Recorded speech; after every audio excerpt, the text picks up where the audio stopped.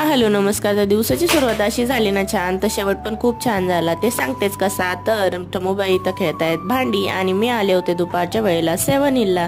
मला होतं बँकेत काम आणि बँकेचं काम इतकं हळू चालतं ना की बघून असं वाटतं यांचं कम्प्युटर हातात घेऊन आपणच काम करावं की काय. सो असतात ज्याचे त्याचे रूल्स. पण संध्याकाळच्या टायमाला बाबा आले होते आणि बाबांना हे आमचा संसार दाखवून चाले जो की पप्पांनी आणला होता. ही भांडी बघून मला खूप पस्तावा होतोय, का खेळायचो आपण लहानपणी ही भांडी.